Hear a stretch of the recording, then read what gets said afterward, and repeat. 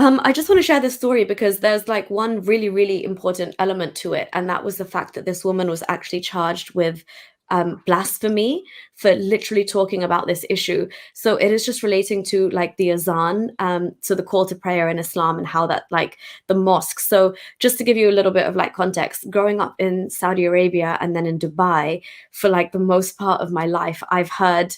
So you have mosques like literally almost every like 200 yards. And in the UAE, there's actually a law where you can't go a certain distance without there being a mosque because that's how much they want there to be. So if you think of England and pubs, that's the UAE for mosques.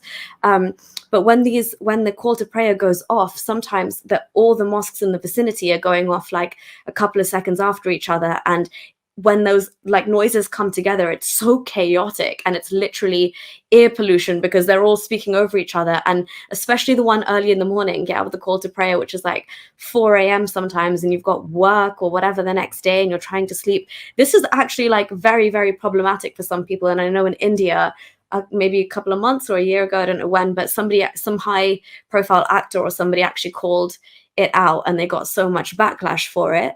But it's interesting to see now that like Muslim countries themselves are kind of waking up and trying to control this a bit better. So this is just a story out of Indonesia. So Indonesia's new guidelines for quieter mosques spark controversy. Jakarta tightens the use of loudspeakers at dawn. Oh my gosh, this is the one. Limits volume to 100 decibels. Jakarta, Indonesia's new guidelines to address complaints, so there's been quite a few, about mosque loudspeakers volumes are sparking controversy in the Muslim majority nation. That is a beautiful mosque, though, I must say. A circular issued on February 18th by the Ministry of Religious Affairs introduced several new guidelines on loudspeakers, including maximum volume for the more than 600,000 registered mosques in the sprawling archipelago. Wow. Oh, in the whole country, not just Jakarta, yeah? Yeah, across all the islands. Yeah. Right. Mosques use loudspeakers for calls to prayer and other matters. So what was extremely annoying for me was the Friday sermon because they get so aggressive with their rhetoric. It's almost like a pre-war talk. Yeah, and it's in Arabic. That you don't understand. Exactly, and it's literally screaming at you. Imagine a poor Westerner. But I'm just saying from the point of view of if you want to attract your country as a tourist destination. Imagine that. Like when I was in Sri Lanka, Sri Lanka is the non-Muslim country, but they have a sizable minority Muslims. Mm-hmm. And I was in a valley called Kandy. Oh yeah, I've been there. It's beautiful. Yeah, and because it was in a valley, so the mosque at the top of the mountain, and they had a loudspeaker. It would just go through and it just keep going. It was like early in the morning, 5 o'clock, and I'm like, these poor Sri Lankans, what do they have to put up with? Mate, imagine that times like 50 of them going off at once. That's so much worse because then they're also going on top of each other. So it's just scrambled shouting. Yeah. Yeah, Tartars is just another name for Mongols, basically. Yeah, you're right. Okay. Yeah, sorry, go on. So over the years, many people have complained about the sound level and quality. Oh, there we go. Quality issues. See, especially given that some prayers take place at dawn, despite multiple attempts to address the issue since an initial guideline was put out more than 30 years ago, a sizable portion of mosques have failed to follow the rules. No surprises there. The use of loudspeakers in mosques and prayer rooms is currently a necessity for Muslims as one of the media to spread Islam in the community.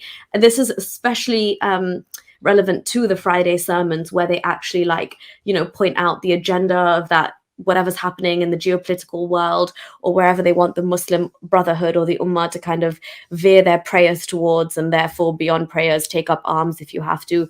But these kind of things are really solidified, and these opinions are given out during these Friday sermons. So yeah, at the same time, we live in a diverse society in terms of religion, belief, background, and others. So efforts are needed to maintain fraternity and social harmony in Indonesia, said the circular signed off by the Religious Affairs Minister.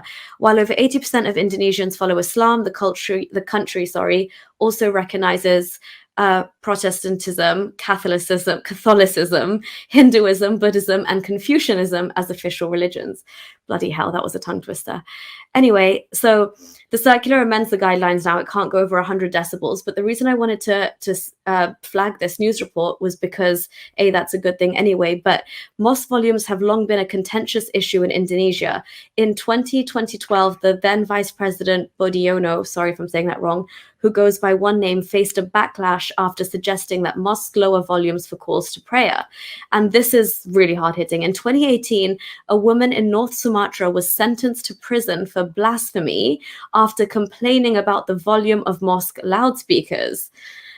So that's the level of, if you just have an issue, if you take up an issue with like, oh, this prayer is infringing on my peace, my mental health, my sanity, my life, that just by saying could this mosque potentially lower its volume, that is blasphemy. Haris, I've not said anything about Allah, Muhammad, Islam, the values, nothing. I'm actually talking about a mosque just amending its volume for the call to prayer in a country which has other religions, albeit Islam is the predominant religion, you get that, but that can land you in jail for blasphemy.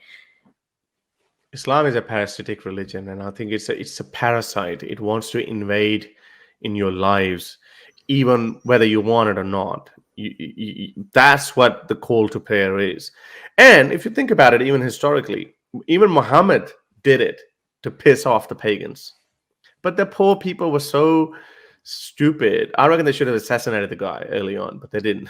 Muhammad didn't actually preach it even to Meccan pagans in his early days for the first 3 years. Yeah. He did not come out as a Muslim. He was just secretly inviting people. That's how much of a calculated coward he was. I mean, Umar ibn Khattab wanted to kill him as well, didn't he, before he joined forces? Yeah, but he was a dickhead. He didn't even manage to do it. He had one job to do. and the kuffars, the infidels, the pagans were so poor, innocent people. They just went to Abu Talib. Who was his uncle? Abu Talib, yeah. Yeah. The story is written in Ibn Sham. He said that, tell your prophet, don't curse our God. We won't curse him. And they still hadn't killed him. But anyway, when Abu Talib died, the uncle who protected him, when he died, even though he died as an infidel. So Muhammad had to say, "Well, he's going to burn in hell, but only up to his ankles." Yeah. He's just a bit hot down there. But because he was one of the nicer pagans. What is this? Anyway, so So he invented it to troll the infidels. He told Bilal, just yell out at the top of your lungs, "Come to Allah, come to Allah," and they should have been like just arrows straight to the throat. Not to Bilal. He's already been through enough. not to him. Well, anyway, but they didn't. Anyway, so it is the very nature of azan, call to prayer, is to troll the infidels, to non-Muslims, and that's why they insist on doing it. Mm-hmm. That's why it's so loudly projected. The fact that it has the first like the shahada in Islam, what you say to convert, which is like, there is no other God but God, la ilaha illallah, and they shout that from the top. That's almost a declaration of like, none of your gods mean jack. Our God is the real God. So yeah, it is definitely, there's layers to it. If you like these videos and want to support me in my activism, then you can support me on Patreon or PayPal. Stay free, everyone.